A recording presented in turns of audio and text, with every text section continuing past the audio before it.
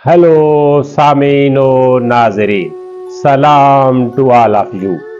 कैसे हैं आप लोग? उम्मीद है जिंदगी के मसाइल के बारे गौर व खोज जारी हो।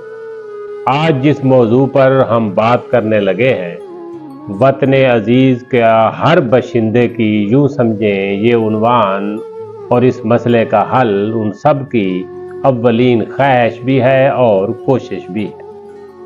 लेकिन मसले से भी बड़ा मसला यह है कि मसले का हल ही नहीं निकल रहा। दिन ब दिन परेशानी है जो बढ़ती जा रही। वजह यह है कि मसला अवामुन्नास का है और मसले के हल की चाबी अशराफिया और पावर्स पॉइंट के हाथ में है, और इनके दरमियान गैप है जो कि बढ़ता जा रहा है।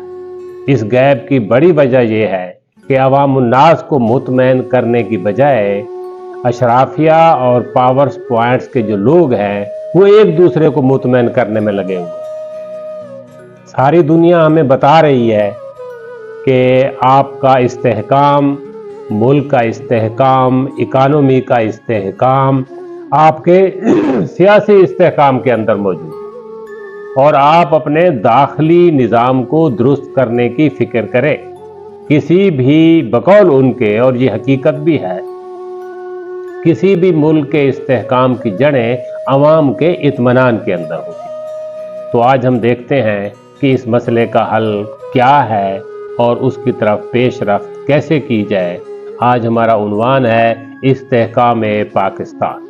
इस पर हम तबसरा करेंगे और कोशिश करेंगे जो हमारे जहन में तजावीज़ हैं वो भी आपके सामने रखी।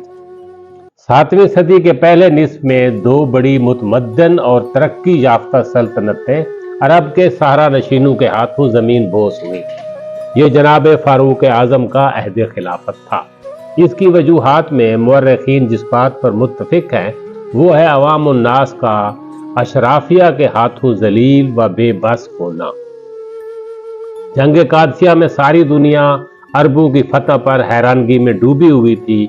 ईरानियों की शिकस्त की बुनियादी सबब जो थी वो ये थी कि ईरानी फौज के अफसरान की तमाम तर दिलचस्पियाँ अपने और अपने अहलो अयाल के लिए, ना कि अपने साथ लड़ने वाले सिपाहियों और ना ही मुल्क कौम के लिए। इस तरह खलीफा सानी ने अमर बिन अल-आस से जब पूछा कि तुम कैसे यकीन है कि तुम मिस्र को फतह कर लोगे, तो दानिश से लबरेज नाबगे का जवाब ये था कि मिस्री काश्तकार रूमी सरदारों से बदजन है कि मेहनत हम करते हैं और फसल तकरीबन सारी रूमी सरदार उठा के ले जाते हैं। जब अमर बिन अल-आस मिस्र पर हमला आवर हुए तो वाली मिस्र ने कुछ अफराद उनके बारे मालूमात के लिए भेजे।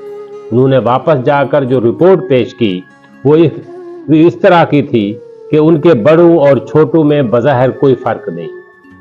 आप इस बात पर गौर करें कि रिपोर्ट के जो 2-3 पॉइंट हैं वो क्या हैं और उनकी हमारे हालात के साथ ममासलत कितनी। वो ये थी कि इन के बड़ों और छोटों में बज़ाहिर कोई फ़र्क नहीं है। वो एक तरह का पहनते और निहायत सादगी से एक जैसा ही खाते हैं। उनके शरीफ और कमीने का भी बज़ाहिर कोई फ़र्क नहीं है।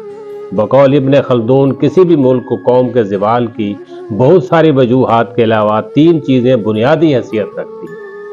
नंबर 1, मुल्क में ऐश व इशरत के मशागल का बढ़ जाता। नंबर 2, असबियत का कम हो जाता। नंबर 3, मुआशी बदआमालियाँ यानी करप्शन का ज़रूरत से भी बढ़ जाता। अगर गौर फरमाएं तो पहली 2 की जड़ें भी अपनी ग़िज़ा मुआशी बदआमालियों के निज़ाम से लेती।